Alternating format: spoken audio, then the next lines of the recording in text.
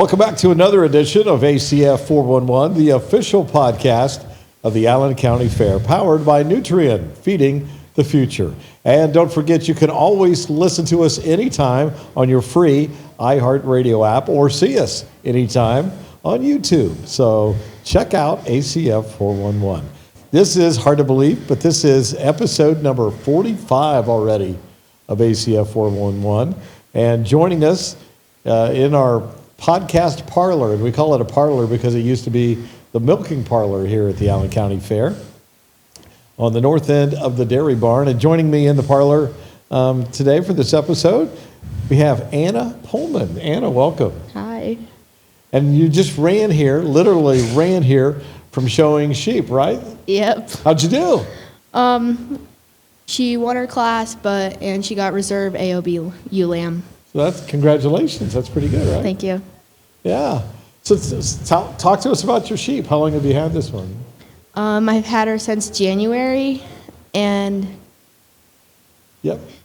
And does she have a name? Do you have a name for her? her name's Rose. Rose. Yeah, she's Dorset Advantage, so we can show her at State Fair in that breed. So yeah. So you did show her at State Fair? Yeah, we did. How'd she do? She was second in class, and she was she was in the running for reserve AOB ULAM. That's pretty neat, isn't it? Yeah. Yeah. So how much work is it to raise a sheep and get it ready for the fair? I mean, take me through what's a typical day of taking care of your sheep? So my sister feeds all the sheep while I feed all the cattle. But every other day I'll go out and do her legs and work showmanship with her. So yeah. All right, and you have a beef project too, right? I do. So tell me about your steer.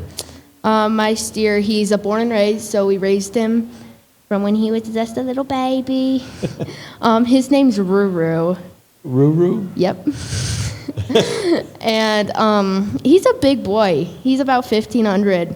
Wow, that is big. Yeah. And how old is he then? He's about 1.5 years right now. So yeah. I imagine does he take a lot of work to care for? Yeah, especially when they have a lot of hair like he does.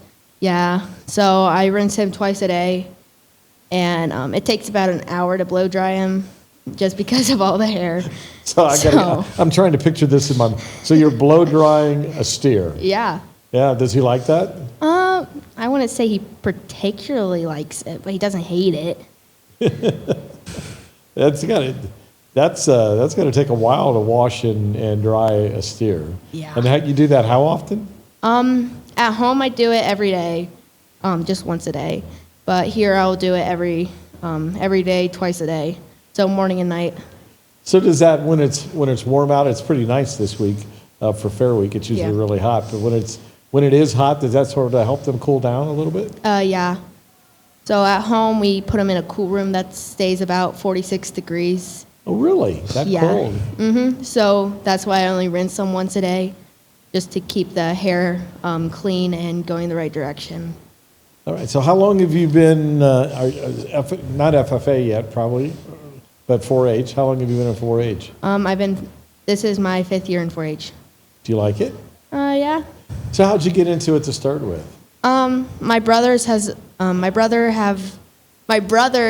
always done 4-H, but it really just hit me because we never actually showed at the bigger shows. I was the first one to actually start actually working with the cattle. But yeah. So when you're out there, I've watched when you guys go out and you show the cattle and stuff. Mm-hmm. Sometimes it seems like the steer has a mind of its own and it doesn't want to do what you want to. Have you experienced that? Oh yeah. 1 year at the Ohio Beef Expo, I had a steer that ran around the ring for 10 minutes. For 10 minutes? He was living his best life. And what were you doing for those 10 minutes? Standing in the corner while watching everybody try to catch him. And he had a good time, right? Oh, yeah. He had a great time. Did the crowd love it? Yeah. Yeah, I would guess if that would happen here, you'd get a lot of cheering and yeah, people would be rooting for the cow, right? It's like go, go, go, yeah. Yeah. So I have a note here that you are also part of, and I want to talk about this, livestock judging team. What is that? Livestock judging is, so you get 4 animals to judge and evaluate, and before you even go in to evaluate them, the judge, like the person who, there's someone who goes in and places like all the classes before any of like the kids go in and place them. And your goal is to place the class exactly how the officiant placed the class. And then after you place it, you'll give about 2 or 4 sets of reasons to a specific person about why you placed the class how you did. And yeah, so. So is that pretty hard to, so are these different types of animals or they're all the same? There's 4 species, cows, sheep, goats, and pigs. And I can't judge pigs. I mean, I can, but I can't really. I was going to ask you which was the toughest. Pigs, Swine? yeah. Why are they so difficult?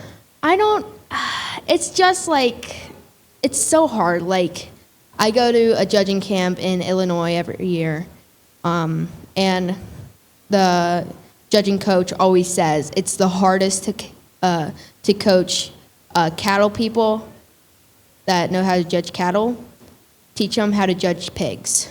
And same for like how to teach pig kids to judge cattle. It's just like they're on completely different ends of the spectrum on like structure standpoints, and it's just like you want them to look like bodybuilders, kind of. Like they need to be flexible still, but they need to have like a big hip, big down their top, have some rib shape, and be able to get out and move. But they don't fill their tracks like cattle. So that's probably one of the hardest parts to watch. So I know you're a cattle person, but the other species you talked about, are they pretty easy to judge? Like sheep, sheep, they can be like iffy sometimes. Like when there's like 4 really good sheep, then it gets like a little iffier to like pick holes in each sheep to like talk about in a set of reasons.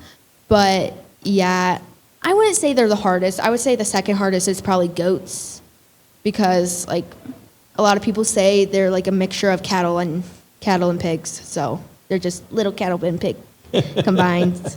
So yeah. So someday would you like to be an official animal judge? Yeah, that's my dream actually. It is? Yeah, that's what I hope I can do. Judge cattle around the world, and then raise cattle and sell cattle.